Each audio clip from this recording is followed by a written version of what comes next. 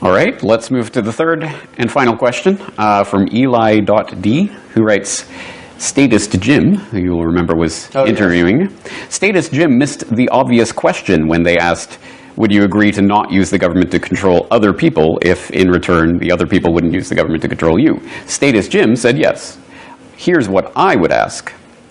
So, for instance, I would agree that other people couldn't use the government to enforce zoning regulations on me, and in return, I would agree to not use the government to apprehend other people if they break into my mother's house and beat her up and steal her money?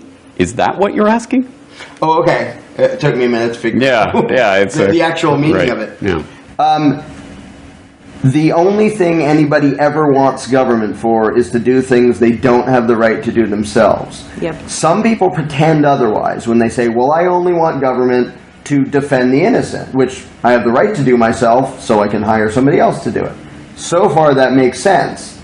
Except if you, have a right to hire somebody, you have a right to stop somebody from breaking into, whoever's house and beating them up, and you're like, well, yeah, but I'm little and weak and unarmed, so I'm going to pay my buddy, who's big and has a gun, to come stop the guy from breaking in. That's perfectly legitimate. It's also not authority and not government.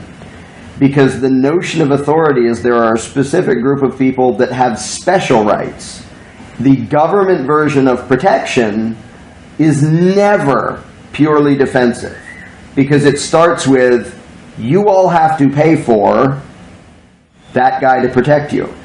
If you just hired somebody to do what you have the right to do, perfectly moral, perfectly useful, we would all do that, I'm sure, in one set, because we're not all going to do single thing for ourselves. Some of us can defend ourselves, but we don't want to grow our own food, so on and so forth.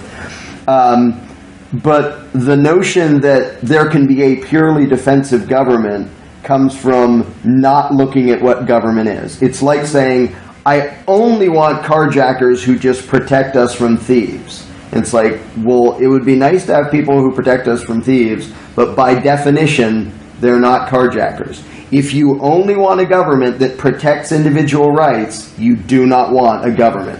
I don't know why you'd feel the need to try to call it that, but it does not fit the definition of a government. If you're hiring a group of people to delegate to them your right of self-defense, excellent. Don't call it government, because it isn't. They're still just people. They don't have magical legislative rights. They don't have authority. They don't have jurisdiction. They don't have anything.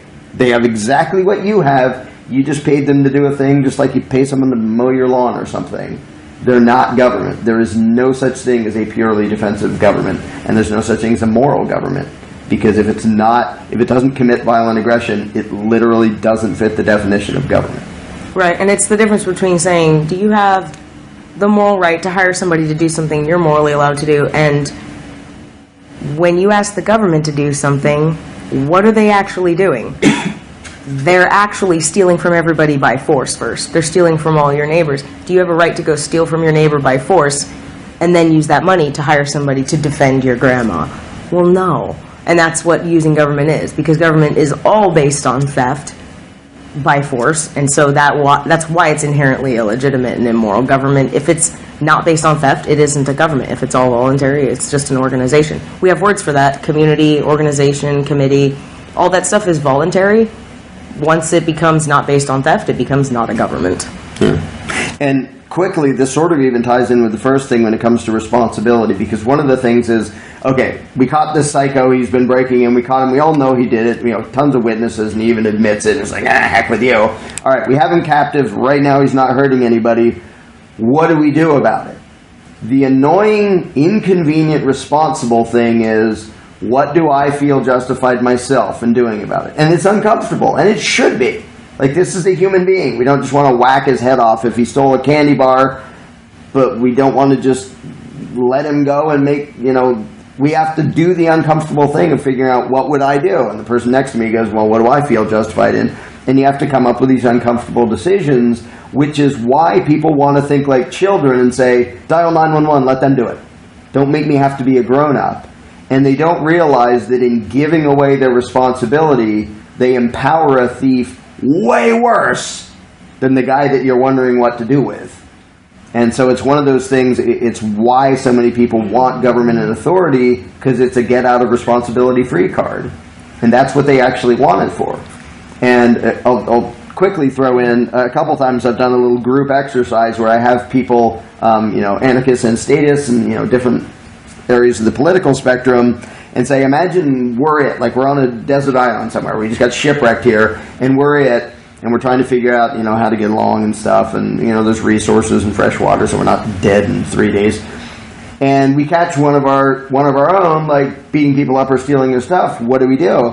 And I've had little discussions with people, and like, what do we do? And some are like, well, I've talked to him and tried to figure out why he felt the need to it. And somebody else is sort of more like, well, stop him and tie him up to begin with, and then figure, so there's different approaches.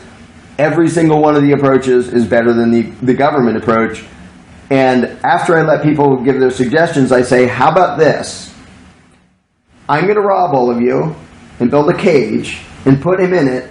Then I'm going to rob you more and give him free room and board forever. And people chuckle because it's so stupid. That is the government solution. Nobody, however irresponsible and short-sighted and short-tempered they are, has a solution dumber than the government solution.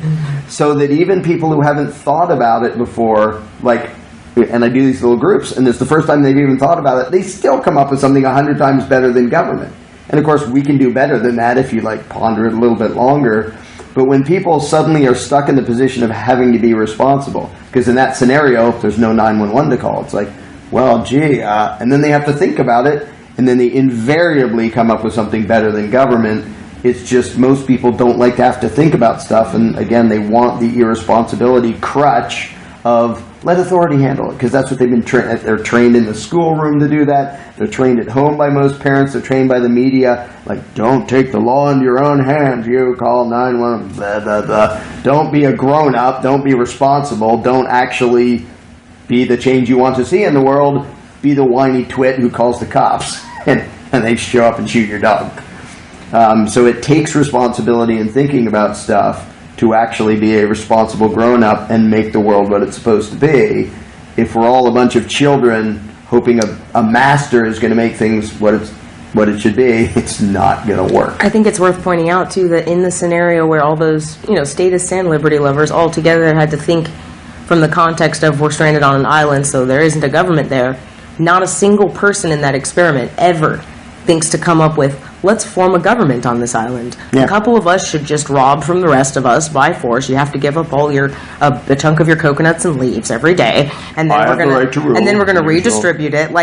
Nobody in your experiments has ever decided let's form a government or has come up with a government. So stupid. Yeah, because it's among statists, it doesn't occur to them. Yeah, among the statists, they don't think of it in that experiment because as soon as they realize it's on me and there isn't anybody here, they're trying to own themselves and think responsibly because they know they have to. As soon as they realize, hey, it's just people, what do? They think rationally. They just have to look at the bigger scale and go, the whole planet's just people, what do?